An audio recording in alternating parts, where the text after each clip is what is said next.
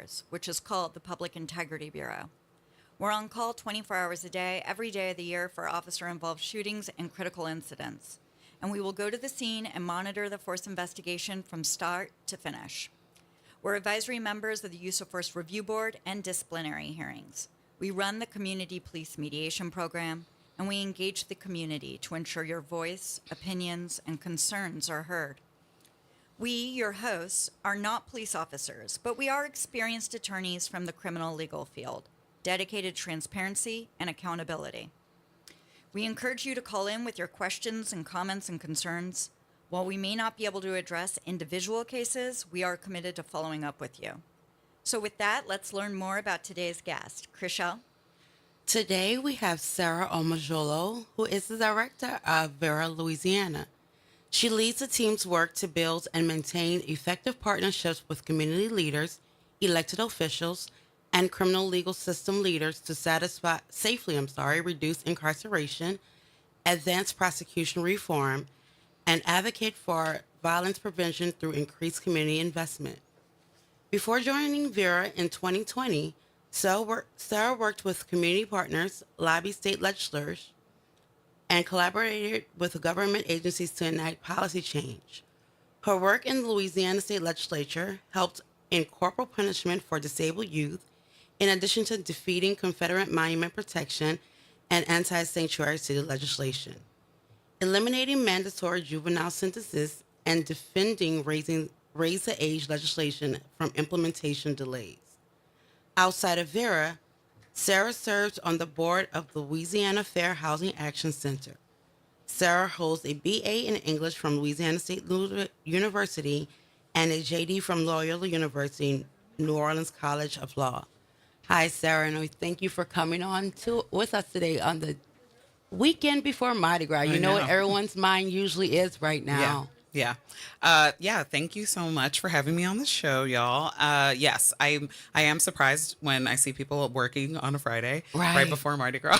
I'm like, how are we here? This might be the last thing we do. Exactly. And then my sinuses are acting crazy, but we're just excited that you're here, and we're excited to learn all about Vera.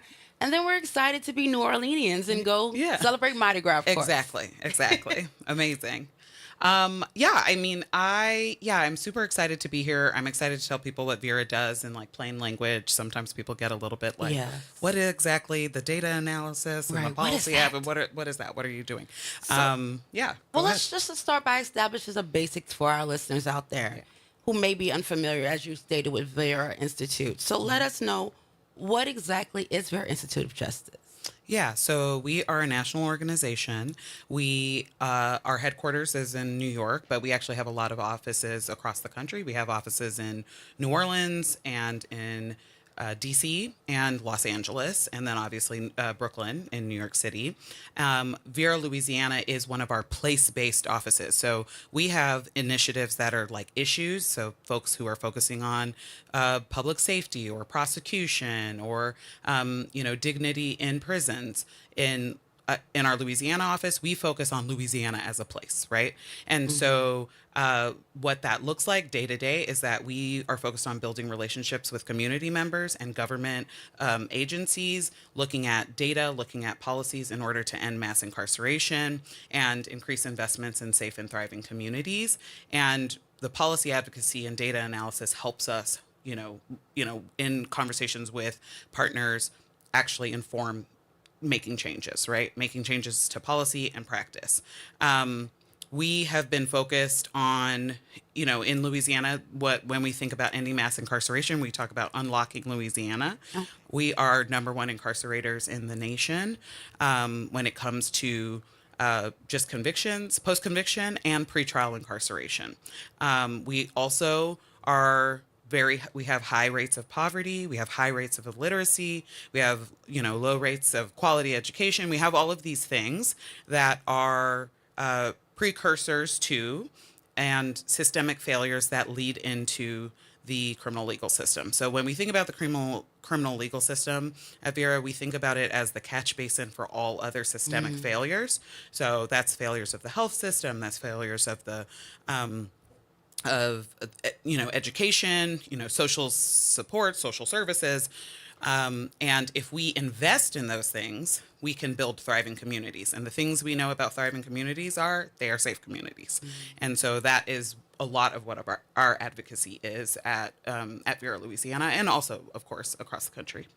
Wow, that is a really big mission, and I love how Vera focuses on this very holistic, comprehensive, and spectrum-based approach to looking at ending mass incarceration, from what we're doing before an arrest, what Right. we're doing during arresting decisions and billing decisions in criminal legal court, and then what we choose to do afterwards in terms of sentencing, Yeah. and then how we house those that we decide to incarcerate in our community, Right. and then looking at big picture, what does that then do to our community to Right. continue a cycle of funneling people Right. into this world? Right. So that is very, very interesting. I am curious, though. There are a lot of people out there who might be familiar with different iterations of the Vera Institute. Right. So some people might be familiar with the Vera Institute when it was kind of considered Vera Institute New Orleans. Right. And Right. if I can recall correctly, there was a time where Vera Institute was doing pretrial reports, That's detention true. reports that were providing informative looks at every arrested individual to Yeah. be able to provide judges with a nice base work of fundamental information for them to be able to make bonding decisions Right. and pretrial release or detention decisions. Yeah. And now Vera New Orleans is kind of considered, well, it's been folded into Vera, Vera, Louisiana. Louisiana, yeah. Can you talk to us about that shift? What does Yeah. that mean for people that are familiar with maybe, I don't want to use the term old Vera, but with Right. prior Vera, Yeah. and how New Orleans is now being kind of brought into the fold of bigger goals for Louisiana? Yeah, happy to talk about that. So, of course, we remain focused on ending mass incarceration and increasing investment in thriving communities. That's always been our thing. Our focus was, yes, just New Orleans when we started, because we started in 2006, right after Hurricane Katrina.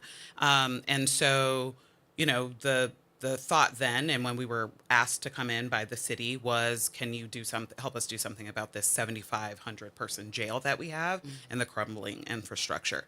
We worked on a data hub about 2 years ago that was called Louisiana Locked Up, a problem in every parish. People can go to that online and see that what we saw was, that in, the whole state was part of this incarceration, being the number one incarcerator. The entire state was contributing to that. And so there are a few, important things to note that with our data hub, what we saw, we're the top 2 incarcerator at the time, top pretrial incarcerator, and we weren't any safer for it. This, if it was working, if incarceration was working, we would be the safest place in the country. So we're not. And Right. so we obviously have a lot of work to do. The historical shift also happened where it became very clear, like New Orleans was no longer the top incarcerator itself. So New Orleans was not sending as many people to the state. So we went from a 7,500 person jail to about a 1,250. So 1,250 people cap on our jail. That was the size of it, right? But elsewhere in the state, there were 13 other parishes that decided to add beds over 1,000. And so we increased our capacity from, 1999. And, this is a history lesson a little bit, and also lightly a math lesson. And I'm not a person who's really great at either of those things. So I'm just going to give people just like a few pieces of history, and I'm going to look at my computer to make sure it works. But so 1999, 99, and the 2000. Okay. We remember. Okay. So everyone is with me. Only 5 parishes had jails of 1,000 or more. So think about, that's about capacity to jail at that time. So only 5 parishes, 1,000 or more jail beds. Then Katrina happens, 2005. City is like, we can't do this anymore. It's not working. And our jail population between 2005 and 2019 goes down, right, to about 1,250 in New Orleans. But in the rest of the state, jails are being built such that there are 14,000 jail beds added. And the thing we know about jail beds is if you build it, They will come. Yes. They It's will the feel field- filled. It's the the field it's the of field dreams. of dreams, or the field of nightmares. nightmares, right? The fields of nightmares. Better, Right. better way to look at it. Field of nightmares. And yes. we know we cannot arrest our way or incarcerate our way to a safer, thriving Absolutely. community, right? Yeah. We got to invest in the things that are preventing. And so, that is why we've focused on all of Louisiana, because we also, New Orleans isn't, the way that New Orleans is, it's a place that attracts a lot of tourism. It attracts a lot of people. And actually, that money and that investment goes and helps the rest of the state. If New Orleans isn't well, the rest of the state's not well either. And if the rest of the state is not well, New Orleans is not well. It's a very collaborative, interlinked issue that we have in this state. And so we actually have to focus elsewhere and bring the best practices of what we know works from our context in New Orleans to other places, given the context and the leadership of those communities as well. And so that is, the focus always remains the same, but we've widened our lens. And we love that. We love that. We love work that isn't happening in a silo. And we love seeing how everything that we do in one parish or in one field washes up onto the shores of another. And you really can't look at this work in a one-dimensional light, just looking at one region, one geographical space, or one subject matter. Right. I say before asking, Yeah. what does the Vera Institute do in the policing space Yeah. specifically? Yeah. So we've done a couple of different things. So one of the things we have done is we've looked at police data, like for instance, calls for service, to see who is calling the police and why are they calling the police, or who is calling 911 and why are they calling 911. And what we saw really quickly, and this was about in 2020, we saw that most people were calling the police for public nuisances. Things that, this is weird in the neighborhood. What's that suspicious car that's on blocks? Like people were calling for stuff like that. They were not as much calling for like violent instances of violence. That's not as much what they're calling for. There was a lot of requests for people they were also calling for things like emergencies where you need EMT, right? You need like medical professionals to come out. We also saw that they're calling for mental health crises, right? And so we, through a calls for service analysis, which we presented to the city council, we saw, there are other things that need to be done. And also during that time, we were advocating for, and kind of in line with what the city was doing, advocating for alternative ways to deal with calls for mental health needs, which is what led to the establishment of the Mobile Crisis Intervention Unit. And we did that in collaboration with the New Orleans Health Department, obviously. And when we think about how people say, we have an approach to, our approach to violence needs to be a public health one, that is a lot of what we're helping to contribute to, right? The other thing that we've done in partnership with other community members, right after the pandemic, like the height of the pandemic, the federal government came up with the American Rescue Plan Act and allocated about $388 million to the city of New Orleans. And initial plans from the city were to invest that in recruitment bonuses and invest that in cars and retention bonuses. And sorry, recruitment, cars, retention for what department? Right. The police department. Okay, The thank police you. department. All right. And the American Rescue Plan Act dollars were specifically for recovery from the pandemic in communities that had been hardest hit. And so instead, our city government was like, could we just plug some budget holes and get a bunch of cars and more, police officers? And, we definitely, Vera and other community members, we were advocating for spending on the things that actually help you recover from a pandemic. Like what happened during the pandemic? People lost jobs, people lost their homes, people lost their, there was a lot of isolation because we were all at home. So social cohesion was a little bit of an issue. The rates of violence and domestic violence went up. Like when you think about frustration and desperation in a community. And so those are the things that are occurring. Access to food was very bad. So those are the things that are happening. If we want to invest in recovery, it's not police officers, and so we work together with this coalition that put forth something called the Big Easy Deal, which was, is a little tongue in cheek, but it's, it has big impact and it's easy for you to do because you're the city council, right?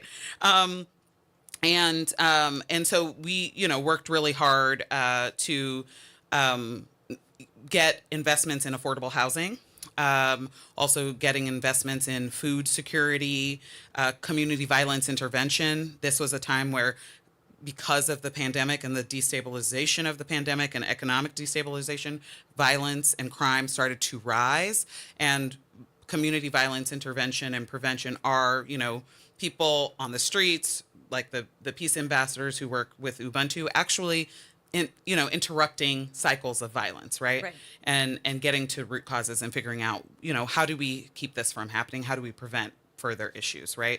And so that is what the Big Easy Budget Coalition was doing then, and it still does, right? So we still have these needs in our community, even as crime is going down, as due to stabilization, and also due to public health investments, right? So investments in our Office of Violence Prevention, investments in a trauma center for when there are instances of violence, all of those things, right? And so we definitely work with people. We love a collaboration actually at our office. We love a collaboration with community members, with government agencies, and also internally. We love to just work together because that's how you get the best solutions, right? And I would also say we are currently working with Tulane, the city of New Orleans, so the health department, on a gun violence problem analysis, which actually also is a collaboration with the New Orleans Police Department to get data to understand why, when gun violence happens, why is it happening, and how do we prevent that from happening? If you do not know, if you don't measure what is happening, if you don't analyze what's happening, you can't come up with solutions that are actually going to work. And so that's a lot of what we are doing too. I love all of this. I can just say right now that my frequent mantra is we can't come together on a solution if we don't share the same identification of the problem. Right. So I absolutely love that you're getting so many different people to come together under this umbrella of the Big Easy Coalition to share an identification of a problem and to make that identification be actually something larger, like the health of our community, full stop, big picture. Yeah. So for people that are not familiar with what a coalition might be, a coalition is going to be like a collection of organizations, individuals, departments. Can you give us a peek under that umbrella and let us know who else are your partners in this work? Yeah. So, as I said, it's a multi-issue coalition. So that means we have the Louisiana Center for Restorative Approaches. So figuring out how do we use restorative justice and work with young people to prevent crime. We also have the Louisiana Fair Housing Action Center. We also have Jane Place, Jane Place. Don't know their full name right now off the top of my head. Yeah. I can see all the letters because when you're in a coalition, there are a lot of letters of organizations who are together, right? And so, it is a bunch of organizations and also interested and impacted community members also. So you can be part of an organization and, join the coalition, but you can also be a person who's on your block. You're sort of your block captain. You make plates for people. You know what is happening around, and you can join the coalition as well. Excuse me. It's not just organizations. And then we have different, we have some of the big people, Vote or, Operation Restoration, a lot of criminal justice organizations like VERA and, ACLU. But then we also have the folks who Grow for Food, who care about food security and sustainability. We also have some environmental folks, right? So because, again, a safe, thriving community has all of those pieces, right? I want everybody who's listening to really think about, when I think about a thriving community, what does it have? It has, places for young people to play. It has people are not struggling, right? Thriving doesn't mean surviving. It means really doing well, right? We all have food. Does not mean surviving. Right. Love that. Yeah. We all have food. We all have roofs over our head. We are able to, we're not desperate, right? We're not in a rat race against each other. We are having a good time. It's when I think about what helps me feel safe, in my neighborhood, that is my very old neighbor, Miss Katie. She's like 88 or something, and hopefully she doesn't hear me talking about how old she is. Miss Katie. Yeah, shout out to Miss Katie. She's the best. She must be the neighborhood watch person. Yes, of course. she's like always around. The nosy neighbor Yeah, of your like dreams, who you yeah, love. she's the best. You love. She sees makes everything. She sees everything. She makes She also like love her so much. My daughter loves cornbread. She makes her a little skillet of cornbread, Aw. which. You know, she's just like, I got your cornbread. And my daughter loves her. And we all know that, you know, like Miss Katie's around. We check in on each other. But also, like, that means we all know, you know, who is there, right? Right. And Right. and that keeps you Yes. safe. The social cohesion, that connection to people, Yes. knowing that people know who you are and, you know, like why you belong to the neighborhood, and also vice versa, right? That's the social cohesion that actually keeps us safe as well and exists in a thriving community. So I went a little bit off topic, but all of that to say that in a coalition, our multi-issue coalitions, and we also have a statewide coalition, the Liberty and Dignity Coalition, that is also multi-issue, multiple kinds of organizations and people working together to create, like, to focus on the features of that thriving community that we need and the advocacy to get there. And I just want to reiterate that the police are not outside of our concept of community. The police exist in our community. They, in theory, live in our community. Some of them do. They might be sending kids into schools in our community, but they are a member of our community, is my point. And so they're not outside of this work. And so what I also heard from you is that you've collaborated with the police department as well to be able to serve these larger goals of community health. And you brought up the mobile crisis unit. You've brought up the gun problem analysis. You brought up the 911 Yeah, calls for service. calls for service Analysis. analysis. Are there any other collaboration? I think Vera worked on LEAD, right? Yes, yeah, Do you yeah, mind yeah. just quickly telling us what LEAD is? Yes, we can. So there is hilariously two leads. There are two yeah. leads. So which lead are we talking about? Sorry, no, we're not actually talking, talking about the that. lead that exists under the Yeah. Innocence Project New Orleans, Right. which we will pivot back to because Yeah. I want to Yeah. give that a plug Yeah. later. But we're actually talking about a pre-arrest diversion Version program. Yes. So yes. do you mind talking to Yeah. us about the pre-arrest diversion Yeah. program that I know that Vera collaborated with the NOPD on? Yeah. So quite some time ago, one of the pilots that Vera had was to have this law enforcement assisted diversion lead program to help officers identify when they were seeing folks who were having mental health, housing, and other crises that were, leading to involvement in the criminal legal system. Law enforcement would identify those folks, and lead caseworkers and folks would work with them in order to get them stabilized and keep them out of the criminal legal system. That program still continues today. It's led up by Hillary McHugh, and she's doing a great job to collaborate with NOPD, but also other system actors, which is public defender's office, the Orleans District Attorney's office, and other folks as well. And so Vera's, our involvement in that was, at the, helping to pilot it, and then also to provide, technical assistance and data support. And as LEAD has kind of flown off and gotten wings of its own, we don't provide as much, direct support like that anymore, but still continue to participate in LEAD's, monthly, quarterly meetings as Awesome. well. Yeah. That's great. The other thing, I would love to talk really briefly when people are like, oh yeah, because often when I'm talking, I'm like, let's invest pre-incarceration, pre-arrest, all of those things. And people are like, so what's your exact, what do you think the police do? Police's job is to respond to crime. Right. Yes. Right? Yes. So, Police's not job prevent is it. to respond on to crime, not prevent it. And so that's what a police department's function is. Police officers don't teach. They are not there to, respond to your mental health crises. Really, we have them responding to traffic accidents, but really, again, we need to respond. They're responding to crime, not preventing it. And so that is why we focus so much on what happens before. And that's why we focus so much on this thriving community investment, right? Because we have to prevent that. That's how you're going to get lower crime. You prevent it before it happens. And that's also why you're engaging the police department is you need to Right. do soft handoffs Right. to ensure that you're then taking these services that might have historically fallen on the shoulders of the NOPD as our community has changed in our expectations of what calling 911 Right. should generate. Right. And now we're doing a soft handoff to another organization or another resource that is better equipped in the community to provide services that actually will help us achieve this vision of a healthy community better than, say, handcuffs and incarceration. Right.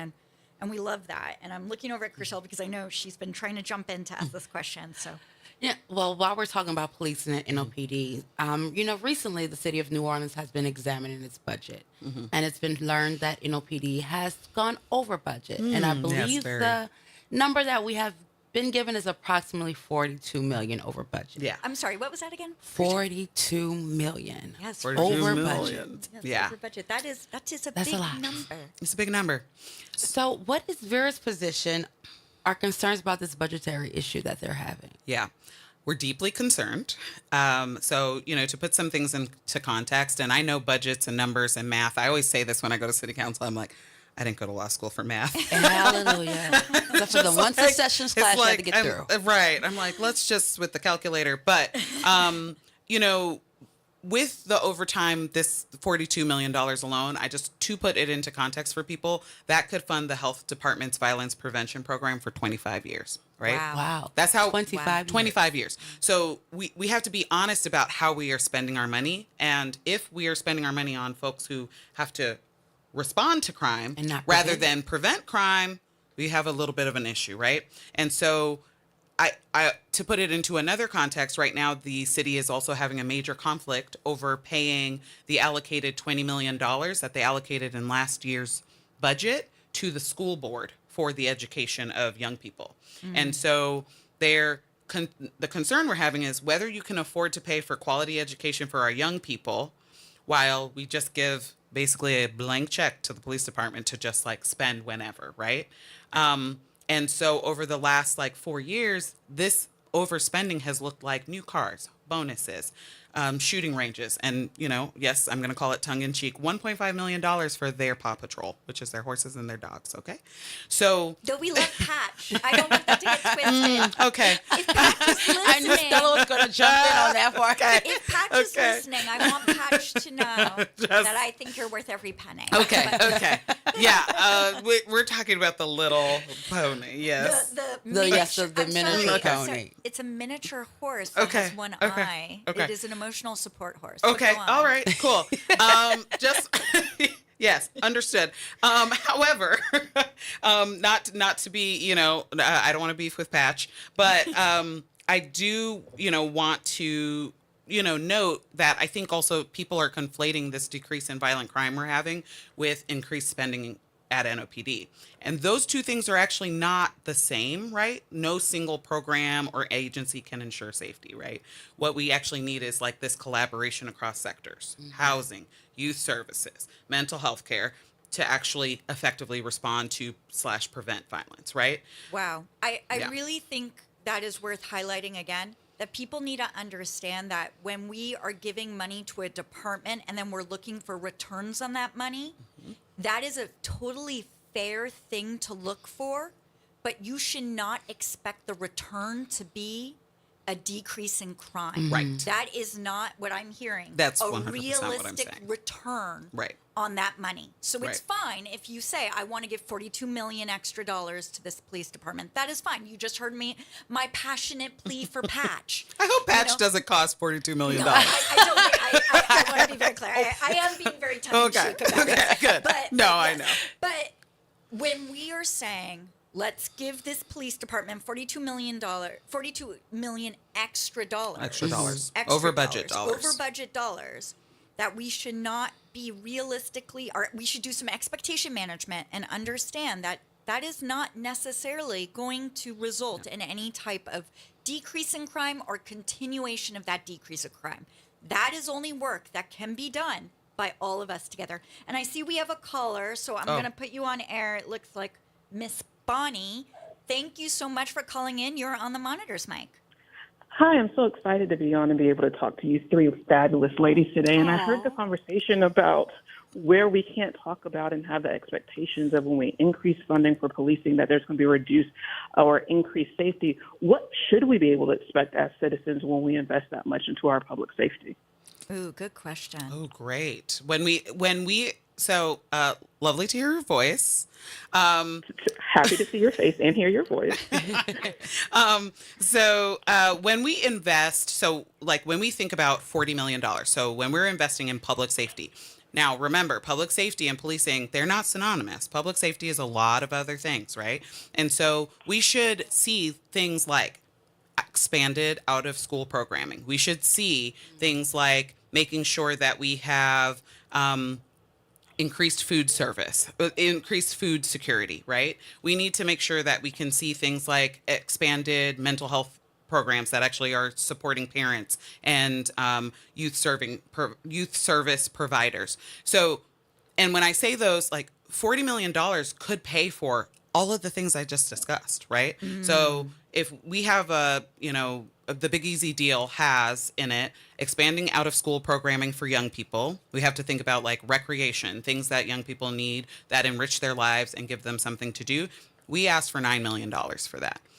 That's huge, right? Yeah. And it's not up to $40 million yet, right? We can use our money in smarter ways, making the opportunity pass so that our young people ages 16 to 25 can get around the city and actually go to all of these jobs that we're trying to get them, trying to go to their recreation, all of those things.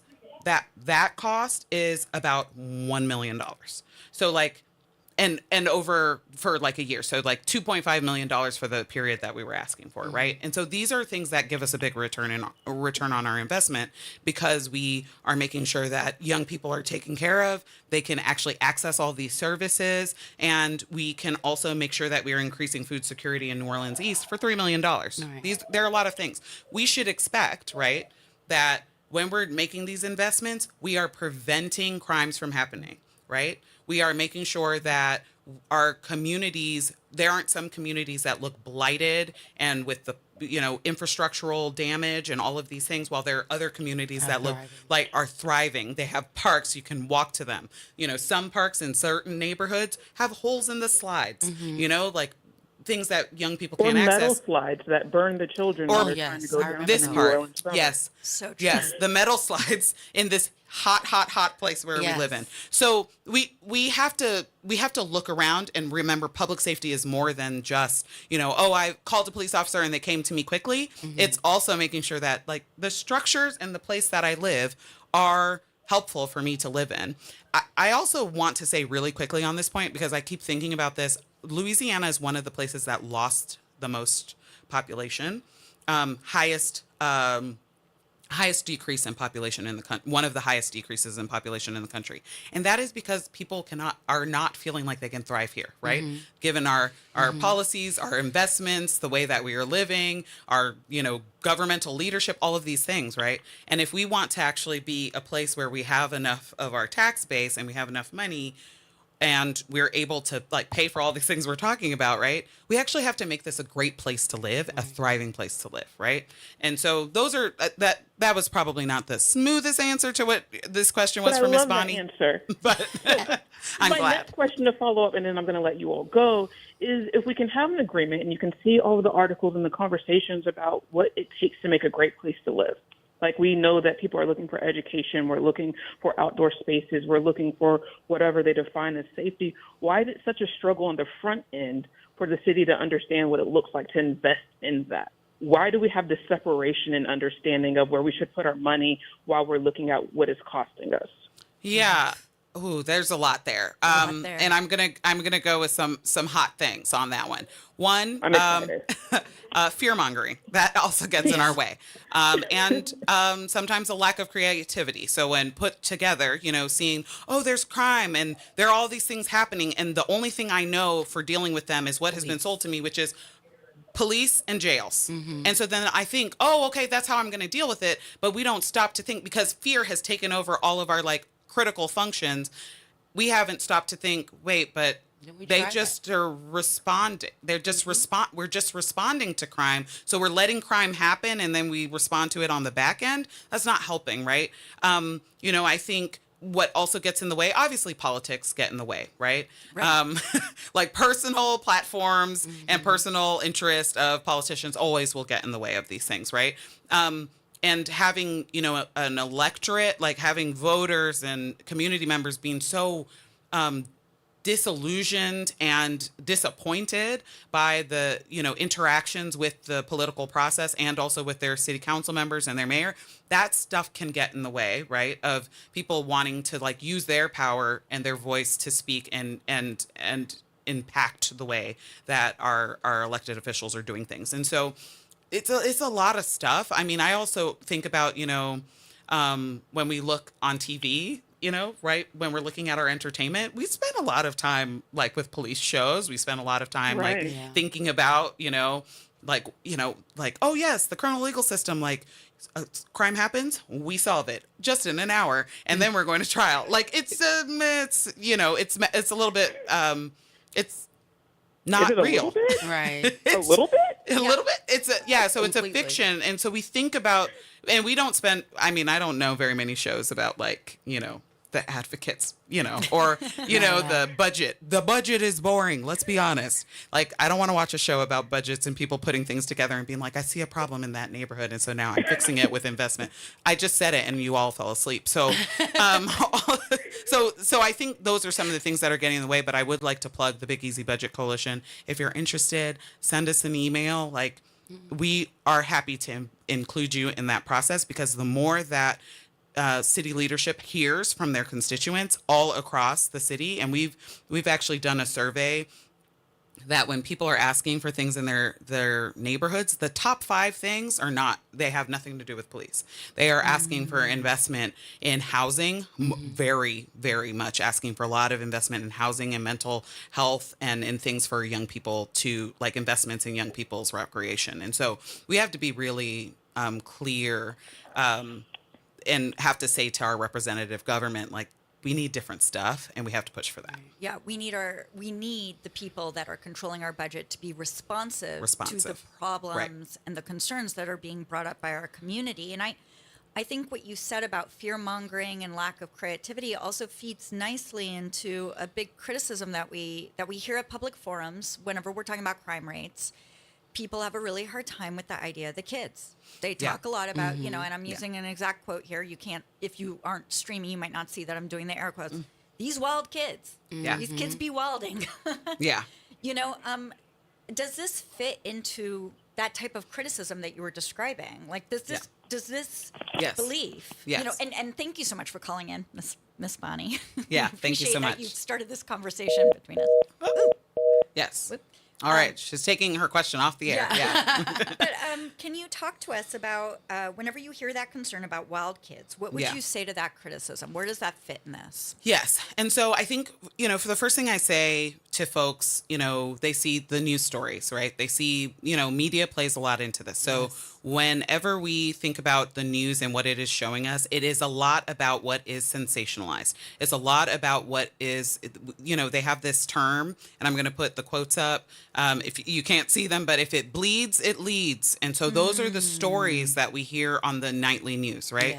Yes. These are the things that in entertainment that we're watching, right? And I say that not to say that crime doesn't happen and that accountability is not important. I'm not saying that those things at all. Accountability is very important. Crime does happen. Violence happens. Harm happens. But the kids are the same. So Are they? yeah, Tell us more. yeah. Tell us more So about I'm that. going to tell you more about that. So first, I want people to like just think about it too, generationally. My parents and a lot of my friends' parents are boomers. The boomers back in the day were just like lazy, dirty hippies who needed to cut their hair. That's what their parents and their generation thought. The generation before Right. them They're thought just about them. protesting. They're just protesting. Yeah. They're protesting. They don't want to do anything. They're Without afraid of war. working. Yeah, Yeah. and no war. Afraid of Yeah, war. yeah, afraid Yeah. of war. They don't know the real. That's Yeah. what they thought about the boomers. For Gen X, they were like, you're very self-involved, selfish people, and you also don't want to work. And so every generation has this narrative about the generation, and it's like, oh, you're like worse than before. But That's not true. That's not true. Like we've actually done, Vera has recently completed an analysis of data about NOPD referrals. So that means arrests that go into the system and are referred to the DA's office, and also case handling. And so from our findings, so we looked at these numbers from 2017 to 2022. And what we saw is youth are not leading those crime rates. On average, over that 6-year period, about 14% of cases that were referred, so about 14% of the arrests and crimes that had happened were young people. Not this big number, like people are like, oh, it's 75% of people and like these kids are out of hand. No. Like, no. From that time, and also we have to remember, right? From 2017, different things are happening in 2017 versus what was happening in 2020, first year of the pandemic, versus what was happening the year after. That average, it's like hit every year, it's hitting between 12 to 16%, right? So no, they're not leading the crime rates. Secondly, nearly half of those cases don't involve felony charges or like more serious charges. So felonies can be a wide range of things, right? I don't want to get too wonky into the lawyer place about what a felony is versus a misdemeanor, but felonies we think of are the things that you could get more than a year of incarceration for. So nearly half of the cases are not felonies. Also, nearly 40% of the cases weren't even prosecuted. At the end of the day, it was like, this is not a case. When you look at those charges too, like when we talk about the charges specifically, property charges are kind of the leading charge of youth crime. So like possession of stolen goods or, trespassing, truancy, things that kids do, right? And so that's what the numbers say. I also would be remiss if I did not say that crime and violence also follow disinvestment. So Interesting. across the city and across the state, we might be seeing a reduction, right, in crime and violence, but there are still some communities that are experiencing high rates of crime and violence. And those are primarily our communities that have experienced disinvestment and marginalization because why? Racism. Okay?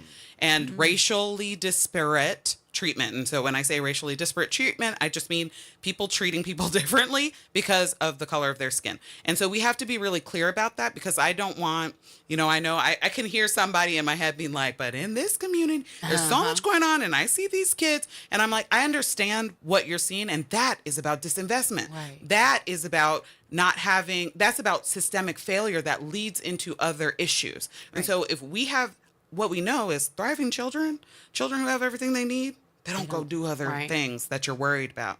People who have everything they need don't go do terrible things. I'm not saying that we can bloop away all crime, but I'm saying we could deal with a lot of it if we invested up front. And if we were all on the same page about the facts that, our young people aren't driving the crime. Right.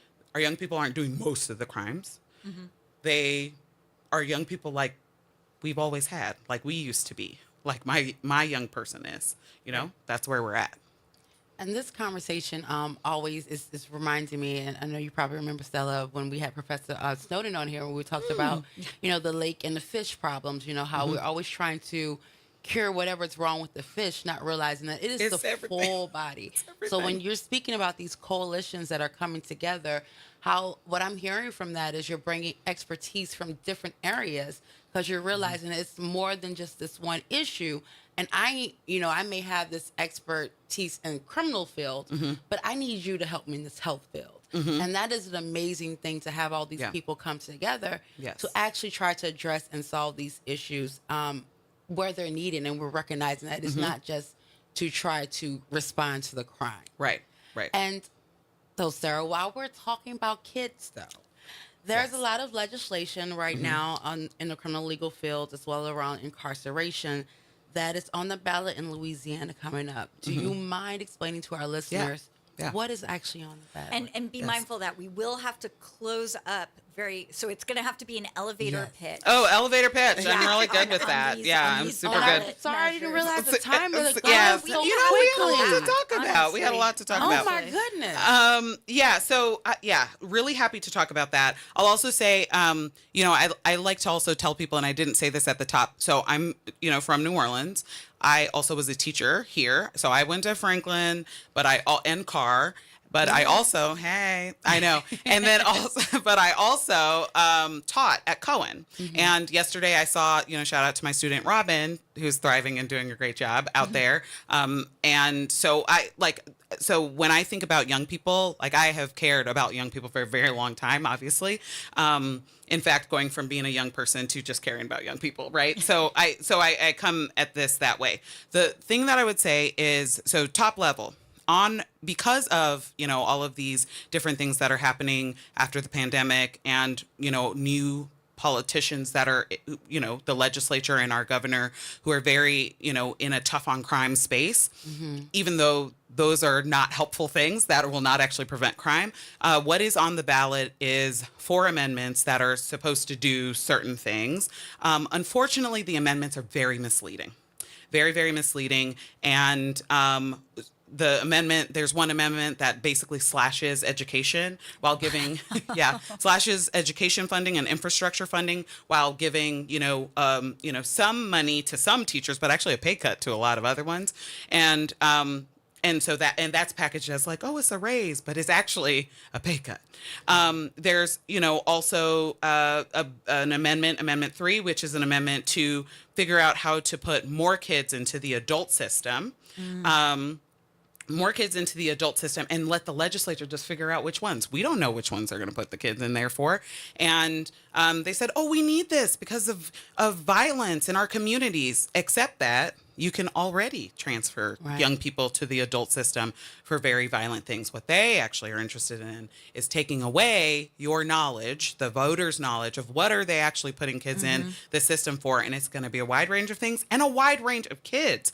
So kids as young as 7, 10 are arrested sometimes. So think about those young people in adult facilities. Yeah. That is not a safe place to be. Now, am I saying, that means everybody needs to get off scot-free? No, what I'm saying is we need age appropriate accountability, and we're not going to get that in adult facilities. The other thing I like for people to know is that young people who are in adult facilities, their rates of suicide, being sexually abused, being physically abused, dying, those are high rates when they are in adult facilities. And that also leads to, when they leave facilities as well, their recidivism rates are higher. The things that end up happening are worse, and that is not helpful for our community either. So putting a young person in an adult system is actually bad for public safety. There are also other amendments that, try to help the legislature control judges and decide, because, I think, remember civics, I think that was 11th grade, there are separations of powers.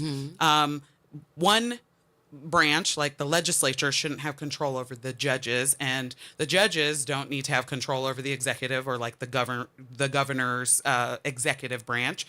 That was a quick civics lesson. All of that to say that these are very misleading amendments. They have a bunch of stuff in them. We need you to vote no all the way down the ballot starting March 15th. So that's after Mardi Gras. That's after your hangover. That's after all of those things.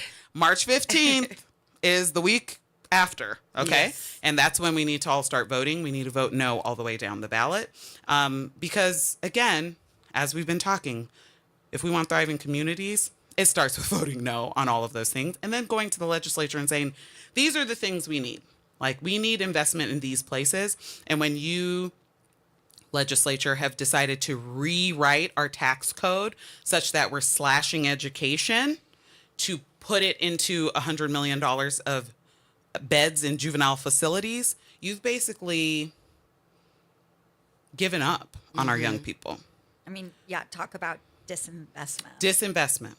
You are defunding our education system so that you can hope to lock up our children later. That's not acceptable. And so across the state, and this affects all kids, right? This affects everyone across the state. These are issues that people really need to pay attention to. And this was a sneaky March election, right? Right? It's after Mardi Gras.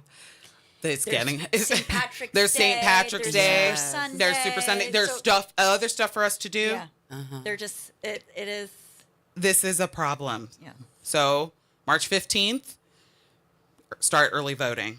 And All the way to March 22nd. That's all early voting. And then election day, I do love to vote on election day because it's like right by my house. It's very fast. March 29th, election day. We're voting no all the way. Vote no on them all, y'all. And I just want to flag for people that might be listening saying, wait a minute, I thought we were going to talk about cops and we're talking about mass incarceration. How does this matter? How does this affect police? Let me tell you, it does affect police. In places outside of Orleans, you better believe that there are things like quotas.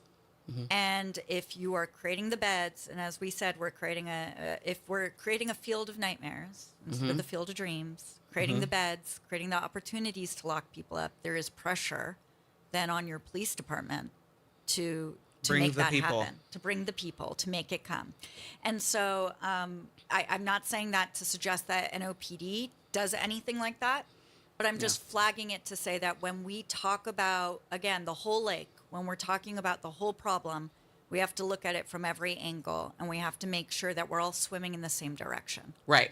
Right. Because right. you can't ask police to reduce arrests Right. without asking to increase, as we've talked about this whole show, investments in other areas of our community. Exactly. So thank you so much. You've given us so much Oh my to think God. about. Yeah. We definitely need to have you on because we didn't even get to talk about We a lot didn't of get this to stuff. have We wanted to talk about. I know we had But so it's much been other very things. informative and, Yeah. a great conversation to have Yeah. with you today. And I'm glad that we had some people that got to know exactly what Vera does. And, Yeah. and if there's anybody out there listening, feel free to look up Vera and figure out how to donate your time. Join the Big Easy Coalition. If they're not just community organizations that can join, but individual people in their neighborhoods can also join. Yeah, and if you're listening outside of New Orleans, you can also join the Yes. Liberty and Dignity Coalition, which has done a lot of work in the same way, but across the state with different communities too. Yeah. Well, we thank you so much for joining us today, Yes, thank Sarah. you. So that wraps up today's episode of The Monitor's Mic. I want to extend a heartfelt thank you to all our listeners for tuning in and staying engaged with the crucial conversations we're having about police oversight and community safety.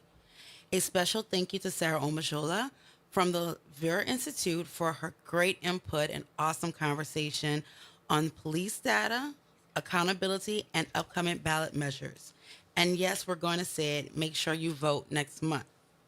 If you missed any part of today's show and want to catch up on past episodes, visit our website at www.nolaipm.gov. You can find and follow us on YouTube at NOLA-IPM.